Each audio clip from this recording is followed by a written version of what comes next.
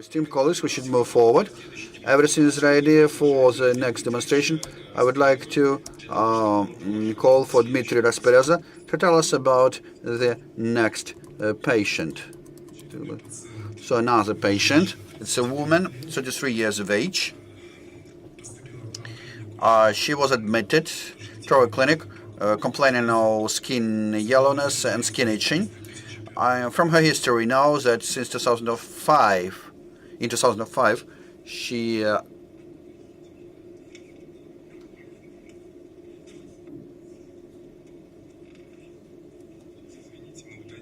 excuse me, want to find it out.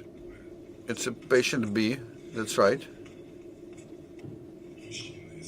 It's a man. Sorry, not a woman. It's a male. It's not a woman. It's a male. So since 2005, he had non-specific ulcerative colitis. In 2007, at the follow-up examination, we found ALT/AST elevation with without any cholestasis. Since 2009, we see cholestasis signs. Then 2010, he underwent laparoscopic cholecystectomy because of gallbladder cholesterosis. So, what we see with the labs? So, in January this year, we see still cytology signs present, lab signs of cytology and cholestasis were still present. And additionally, on cancer markers, we see tripling of CA99. Then MRI showed hepatomegaly, infiltration of the fat at the liver hilus, and dilation of the left lobar bile duct, which was an indication for endosonography. And EOS showed that in the projection of the bifurcation, we saw isoechogenic and hypoechogenic structures fixed to the duct wall, suspicious to the tumor, and also we saw a considerable dilation of the left lobar duct up to 2.5 centimeters. Take into account that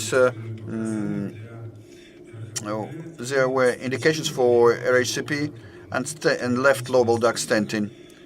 And additionally, we thought about biopsy from this area of narrowing. So fluorography shows cystic cavity of about 3 centimeters size, and the projection of the left lobar duct. Intrahepatic segmental ducts were expanded or dilated up to 3 to 5 centimeters with areas of constrictions with lengths of 5 to 15 millimeters. During that study, we did biopsy from the duct system, and also we stented left lobar duct. Dynamic RHCP, which we did to change the stent and to do another biopsy. We see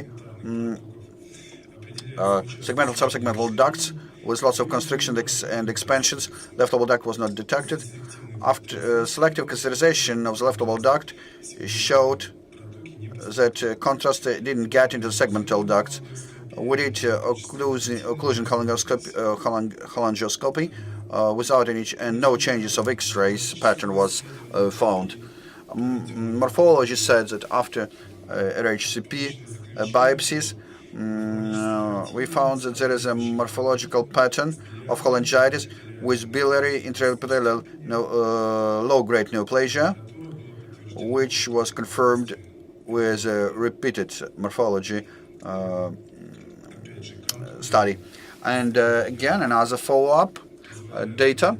It shows that cytolytic and cholestatic syndrome were still present. And today, suggestive diagnosis is primary sclerosing cholangitis and CBD tumor. And what we plan to do, we need to do retrograde cholangiopancreatography with cholangiobiopsy, cholangioscopy, and with a biopsy. And we plan to replace the stent in the left lobar bile duct. Our objective is to look how the process develops and obtain material for morphology and exclude truly neoplastic process. So, are there any questions to Dmitry about the patient? Because it's a very complex clinical situation. So let's see how our colleagues in the operating theater will work. So you can see us, you can hear us. Yes, yes. Good day once again. The patient you heard about as yesterday's patient, that's a patient at the age, at the interdisciplinary stage, age of therapy and surgery. The patient has a diagnosis of primary sclerosing cholangitis, PSC, and with a suspected cholangiocarcinoma, and clinically it's a quite severe patient. Right now we can see the stent here in duodenum. So можно включить эндоскопию? Can you switch please endoscopy and X-rays, so you will see what we are doing? Stent, there is this black stick. This is a stent that plays in common bile duct, and you can see the RCP catheter that Alex just put into the CBD. Okay, Alex, what do you think about this situation, about this picture, and about our plans? Yeah. So when you have a look at the radiologic picture, which you see right now, first thing is, if you compare that to the pictures you just saw, you have to switch sides, because for my sake, the patient was put in a prone position. So left is left in the picture now, right is right. And what we see is when you see the tip of the catheter, which is the topmost black mark here with a wire inside, you see that the left hepatic duct kind of disappeared when we injected contrast. This large like cavity is not there anymore, but there are no peripheral left ducts as well. So I'm really not sure what's happening in there, and I'm not sure what role the stent played in that. But when you look at the right-hand side, you see first of all the cystic duct close to all those clips. The cystic duct is still there, and it's filled with contrast. And then you see some very delicate right-hand side intrahepatic ducts which show clear signs of chronic inflammation. I don't see right now, I don't see a dominant stricture there. Maybe we'll see one later, but what I see is that there's a narrowing of the ducts, there's very irregular margins of the ducts, and a little bit of a bead-like impression we have, really. And then when you look at the upper segment of the right hepatic system, you don't see any bile ducts in there. So segment 8 right now seems to be missing completely. Maybe this is rarefication, maybe there's a stricture. I think we'll find out. And then when we take a look at the hilum, which is where the tip of the catheter is positioned right now, I'm very unsure about what's happening in the hilum. There's a contrast filling defect, this is for sure. And as we saw the EUS pictures just now, which were brilliant, really, you saw that there was some material. I'm not sure if it was tissue really or just sludge. I think we should find out by taking at least a few biopsies here.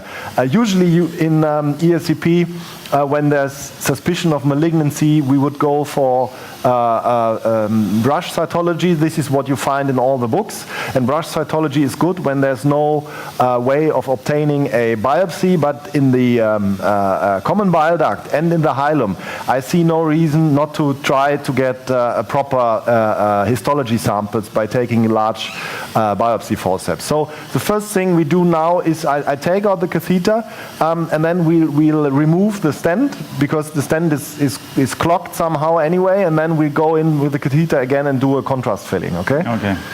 Good. So you see that the stent is reaching far out of the papilla, which is a sign of dislocation. And when we look at the radiologic picture, it doesn't seem to be inside the left hepatic duct anyway. So I think at some point in the past, the stent dislocated a bit, and I'll try to catch it and just remove it now. It's an 8.5 French stent. And you see this yellow marking in the hole down there, which tells you that there's some sludge formation inside the stent, so maybe it's not working anyway. Open, open. Okay, and no, that was a miss. So, close please. So, I remove the stent right now. Well, I have to remove the whole thing. Okay, there it goes. And often, after removing clogged stents, you see some sludge coming out of the papilla. But here, no, it's mainly a little bit, mainly clear bile fluid. So. And what instrument do you prefer right now? Balloon or just standard catheter? The most secure thing would be to take a standard catheter, but we did this just before, and it gave us this picture, but I'm not sure about the left-hand side. So now I'd like to have a balloon, which is a bit risky because when we do opacify segments of the liver, which we cannot drain afterwards, the risk of cholangitis is quite high.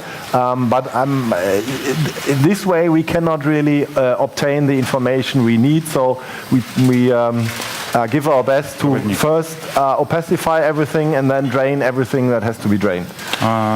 Баллон для лит-экстракции. Done. Okay, just a moment. Sure. And what is your standard practice about these strictures? Do you use stenting or some other methodics? Yeah. What do you usually? In PSC patients, this is a very good question, which has not been answered completely yet. There's always a debate about using stents in chronic inflammatory bile duct disease because my opinion and that of many other people is that when you put in stents, they act as a cause of cholangitis in themselves. And sometimes you have the situation in PSC that the stricture is very narrow and you have to put something in to keep it open at least for some time so the stricture will open up. But you don't like to leave the stent in for several months. So there is data, not high quality data, but there is data on using stents for a short period of time, like 2 weeks or something, leave them in and then take them out. And then you've got a good mix of dilation of the stricture and prevention of infectious complications. So when you are stenting, you should go for short-term stenting, I think. So is it enough just the strictures for long period? Yeah, that's something you have to see. Every patient is different, but the usual way would be to just use balloon dilation and repeat it as often as needed. Yeah. So maybe can we have a guide wire in that? Yes, of course. Проводник. Because I'm not bringing in the balloon without.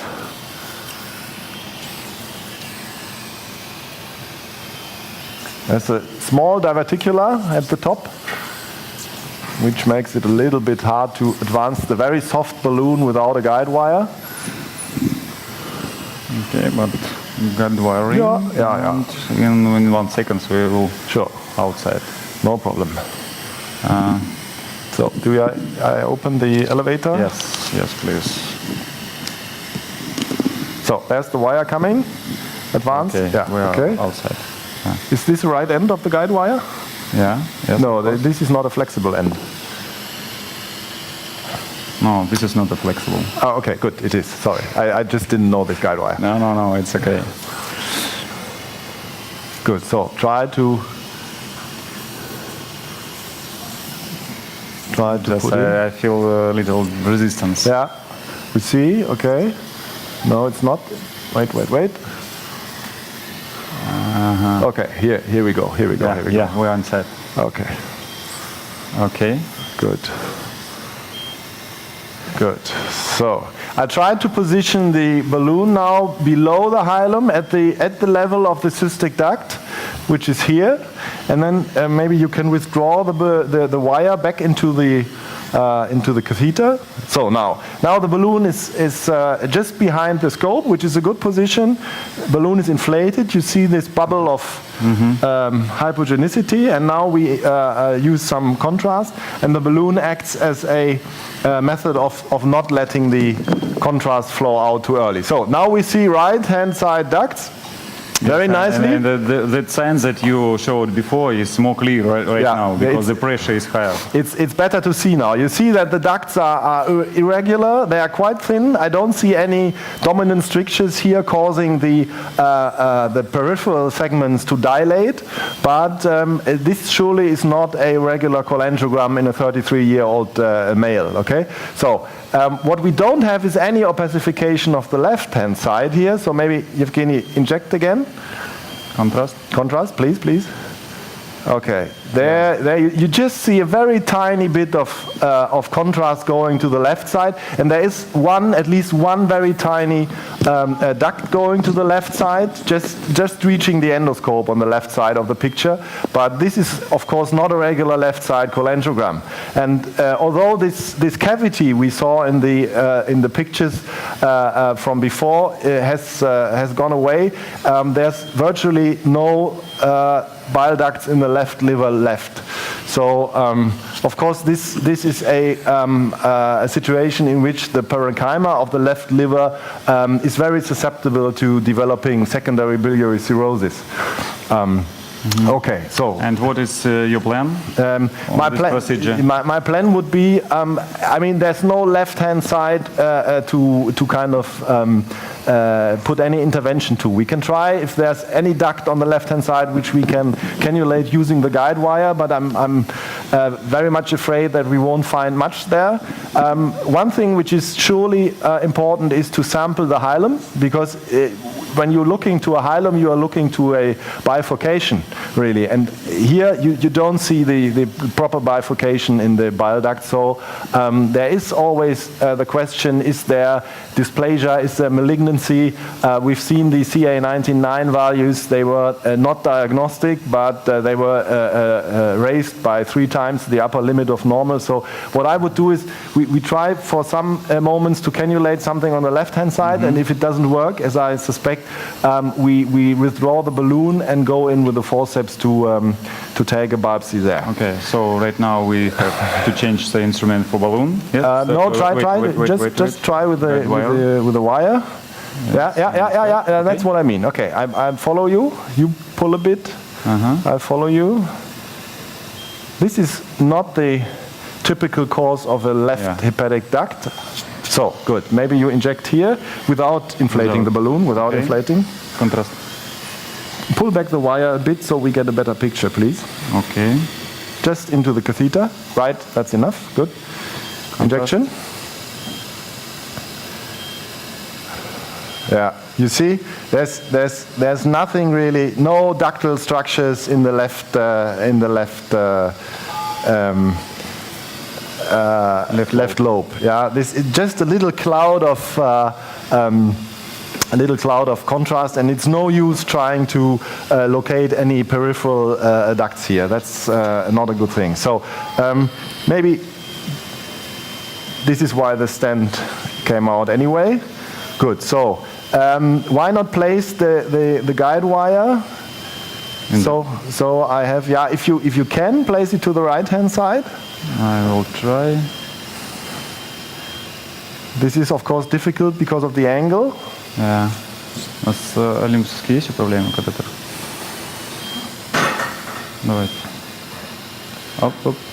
Yeah. Try. Where is it going? Now this is always this stump of the left hepatic system. No, it's no use. You have to withdraw. Withdraw, and then I try to change the position a bit, but it might be not working. Okay, advance the wire. We have a catheter with a bend tip. Oh, that's good. Okay, we can rotate. Yeah, okay, bit. Good. So you want to leave the wire in place or take out? I want to leave the wire. Leave the wire. Okay. Yeah. So we want to change guide wire. We will take another one guide wire with a strict tip, but it's a new. Ah, okay, good. Okay. So we need a little bit water because this is the surface of guide wire have to be wet for better movement, better and smooth movement. So this is a 25 diameter guide wire, which is a very small diameter. Sometimes this helps when you are aiming for cannulation of very tiny ducts. We're inside. Good. So. I don't want to go there. So it's always a problem to get guide wire in the right direction. Maybe you can up the balloon catheter and we will manipulate there a little bit. Yes, no.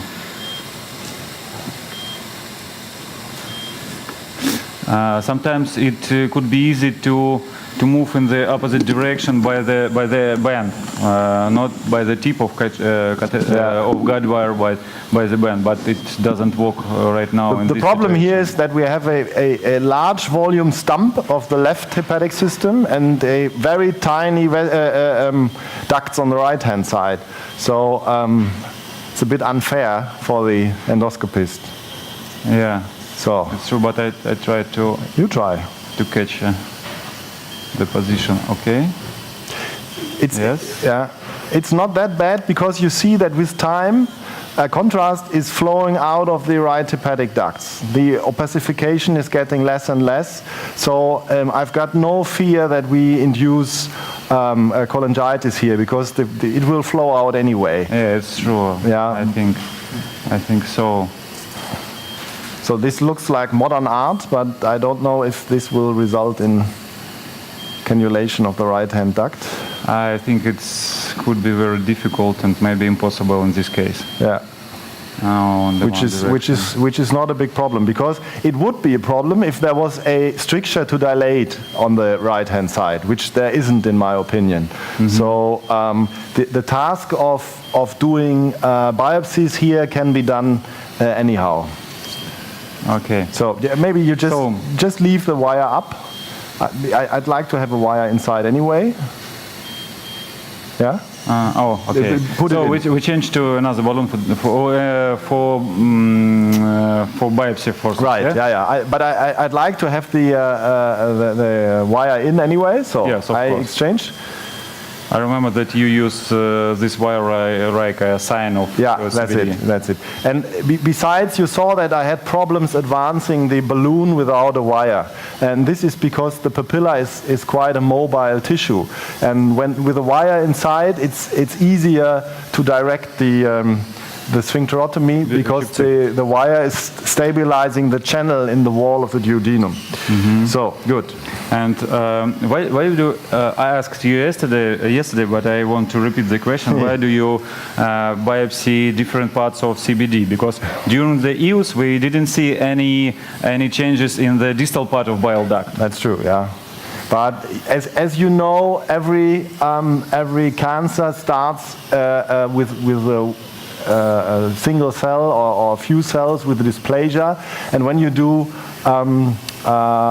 sampling with a brush, you brush all the way up and down. You can try to target very tiny lesions, but you always have a 2 centimeter brush or something and have a lot of stuff inside. So what you do there is nothing different. And the answer to the question, why do I sample more? Because it's possible, and because I believe, and this is just a belief and not knowledge, that maybe this increases the sensitivity of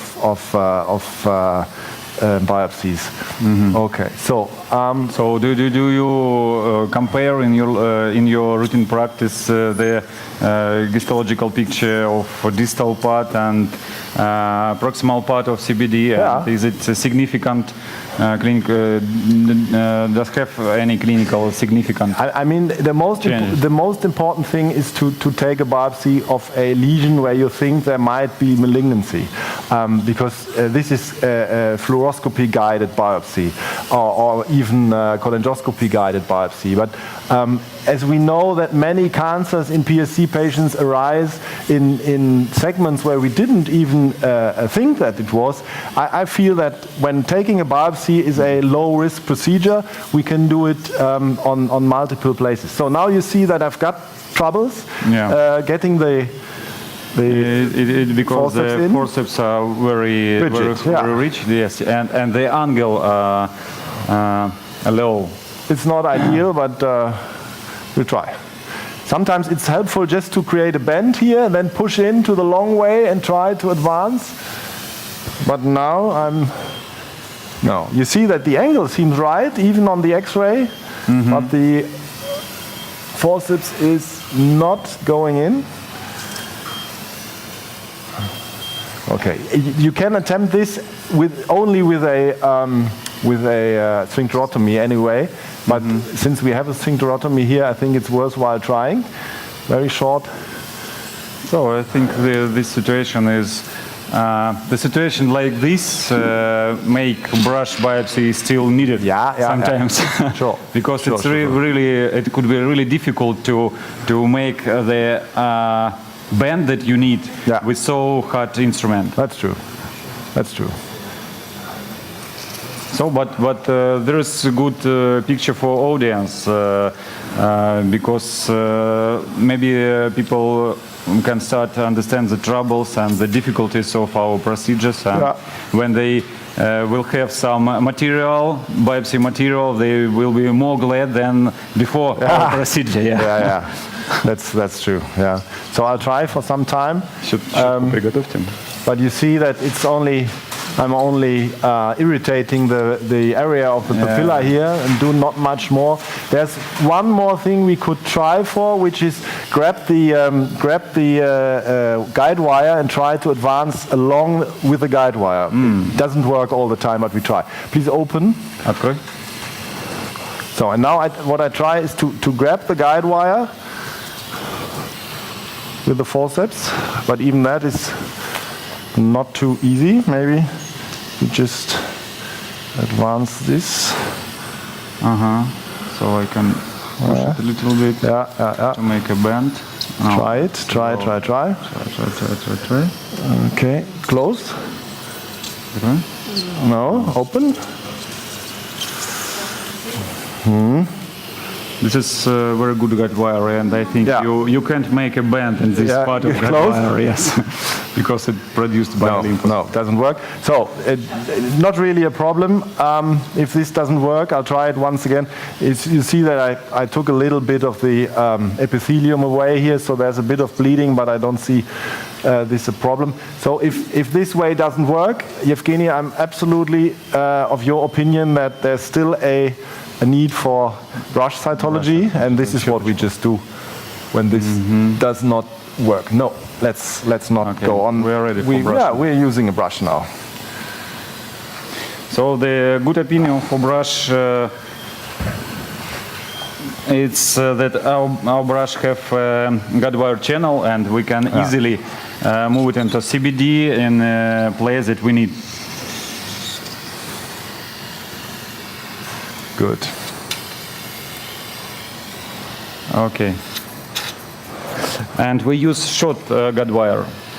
So this Olympus system, V system, can help us to fix the guide wire, and even short guide wire could be stable for procedures like this. Yeah, you see how much easier, of course, it is to advance an over-the-wire accessory here. I'm already in the region of the hilum, so please open. I can open it. I just try. Okay. Yes. Yeah, there you see the brush advancing. So, and now there's always the question: what's better, opening, closing the brush to move it, or move the whole catheter? And this is an interesting question. Yeah, that's a good question. But there has been a paper on that, which says that when you just move the whole catheter and don't open and close the brush all the time, you lose less of the material. Opening and closing means that the brush goes in and out of the catheter, and a lot of the material will be stuck at the tip of the catheter. So I prefer, because I understand the principle, I prefer to move the whole catheter. Okay, so now please close it. Yes, Yeah. close. So now And what do you usually do with the material in your place?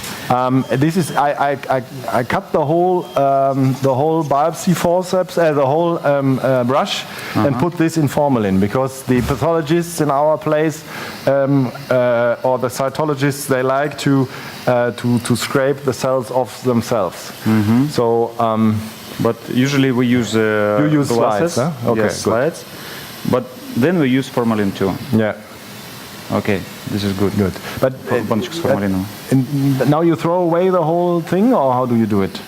I think we did Yeah. anything that we wanted to do. Okay, good. Good. So by now you see that with the exception of the cystic duct, the contrast has flown out completely. Yeah. So there's no need to put in another stent. There's no need to do any kind of dilation right now. All we wanted to do was take some tissue sampling from the hilum and to see if there's still a need for further interventions. I don't see it. To be honest, this guy has not that much of a prognosis regarding his liver function, but we'll see about that. And you should surely see this patient again in at least a maximum of 6 months. Yeah. Where you want to? So sorry. What do you want to do? Do you want to do ERCP or some other examination? First of all, see him, ask him how he's doing, look at his lab results, yeah. And because he has no intervention now, or he's no indication for intervention, I would rather schedule him for MRI. Because you've got a baseline MRI anyway, so you can compare. Okay. And if there's any new stricture, new dilation, you have to go for ERCP and sampling again. Okay, Alex, I think we can go out from the patient, and I have a question after it. I have a question for you about liver transplantation in this case. Yeah. What do you think about it? Можно в зал дать общую картинку. We can give the general picture to the room, so we can ask Alex several questions. Case and the case that we saw tomorrow. What do you think? Some extra information do you need for get this decision? Now, the one thing we are always fearing in PSC patients, of course, is cancer. And the problem is that when there is cancer, in the majority of cases, we only find it in a situation where curative operation and transplantation are not possible anymore. But we have to bear in mind that many of the PSC patients who do not develop cancer develop terminal liver disease in the end. Biliary cirrhosis, this is what the disease is named for. And those people, they really are candidates for liver transplantation, especially when there's no evidence of tumor there. And what we need for that is the general assessment of liver function.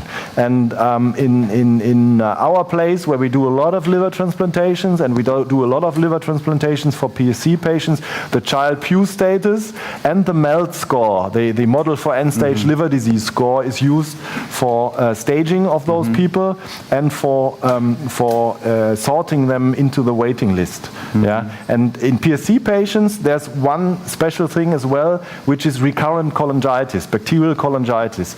If you've got patients with a alcoholic cirrhosis, of course they've got liver disease, but they will not develop cholangitis. In PSC patients, bacterial cholangitis is a big problem, and this may want you as a doctor to fasten the way to transplantation for your patient, because you see that each and every bacterial cholangitis is costing this patient energy and it's worsening his condition. And so our transplantation allocation system, which tells us who's the next patient to receive a liver transplant, takes this into account. When PSC patients come with recurrent bacterial cholangitis, they will be moved up on the list. Yes, and of course this is bad risk of cholangiocarcinoma in this case. So when you lose the time, we can lose the patient, and in sometimes we just can't fast to perform liver transplantation because he can have cholangiocarcinoma.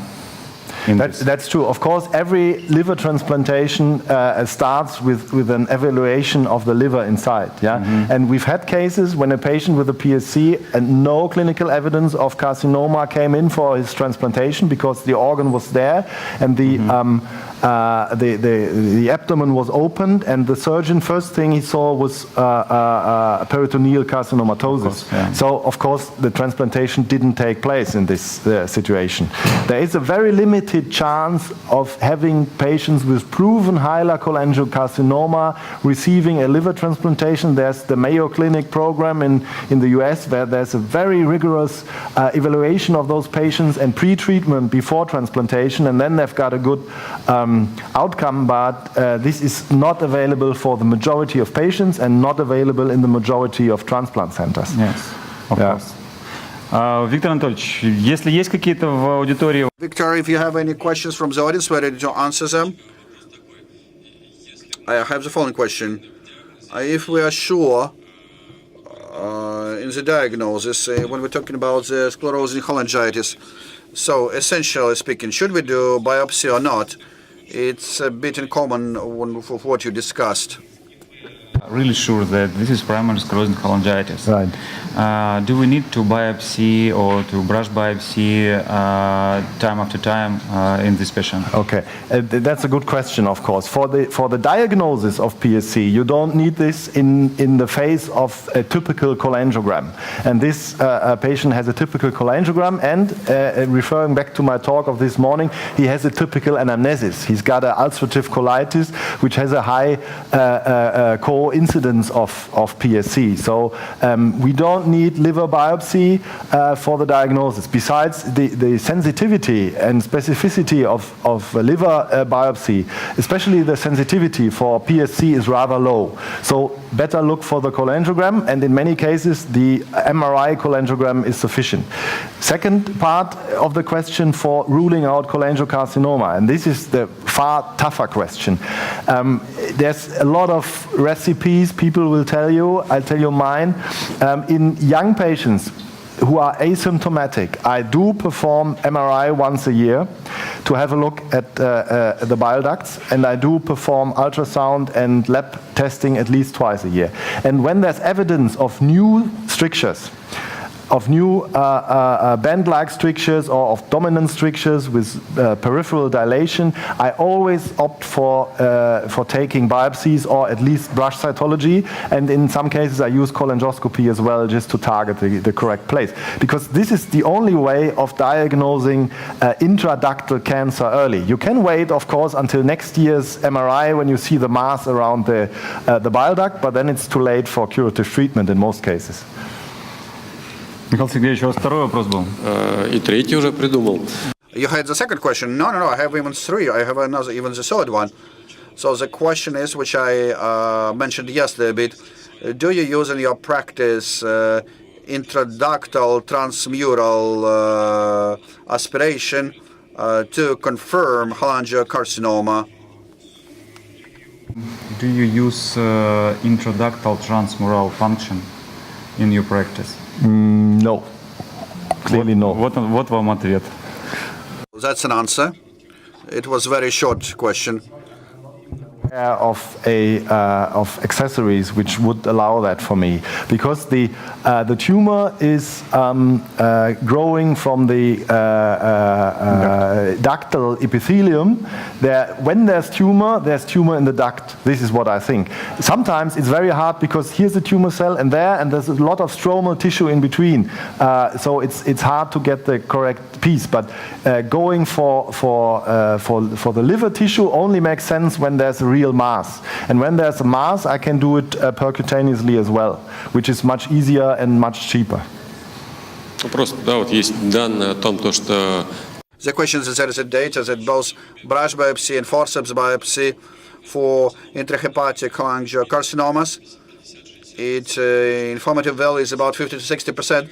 So it's not always to diagnose it. At least it would require balloon dilation to improve the quality of the material. But then I have the third question.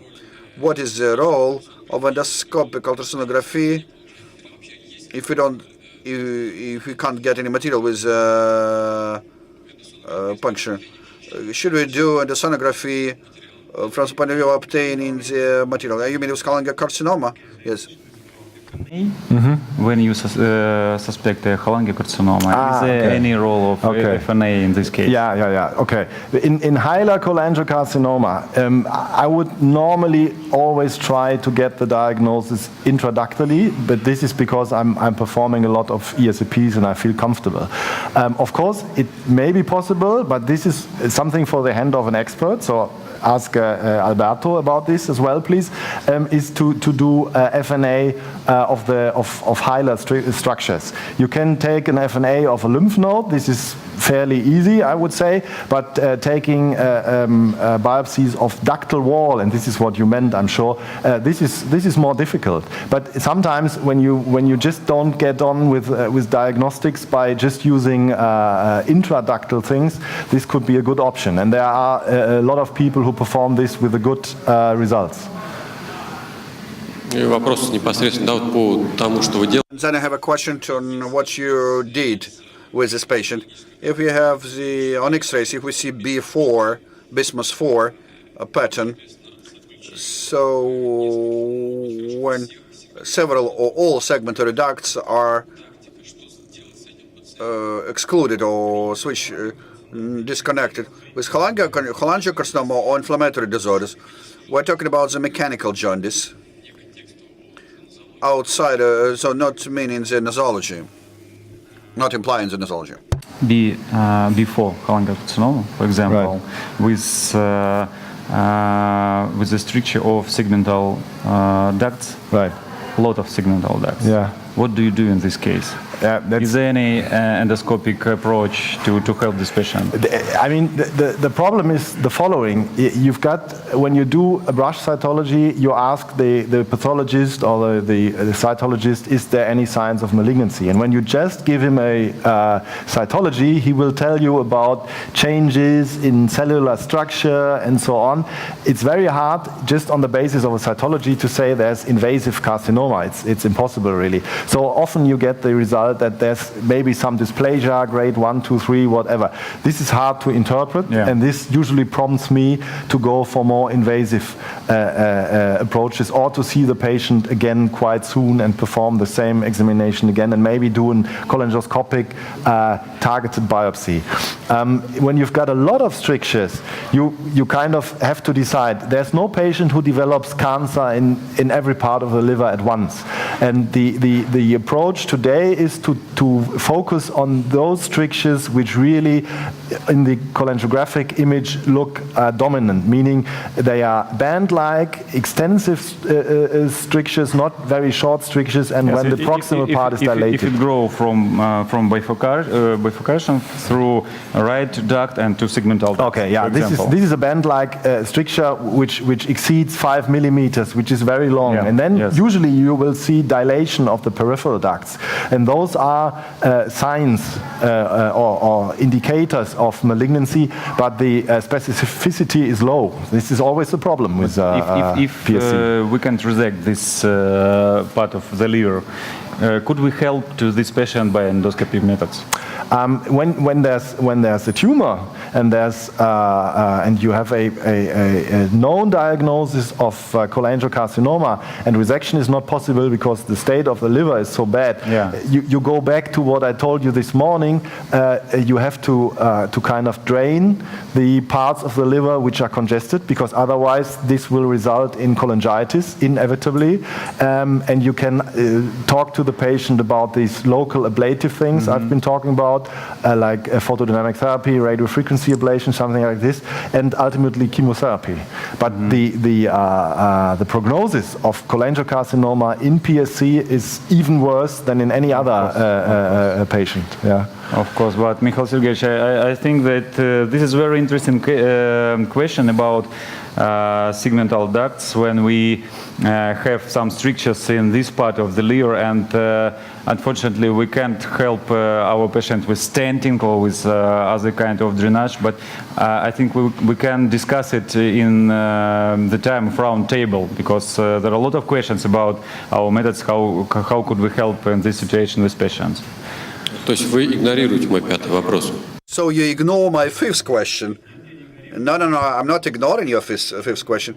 I'm ready to hear it, and I'm ready to think if we're going to answer it. Что прекрасная демонстрация, и, может быть, кто-то из зала хочет спросить. Maybe there is some question from anyone from the audience. Esteemed colleagues, are there any questions from your side? No more questions. Thanks a lot.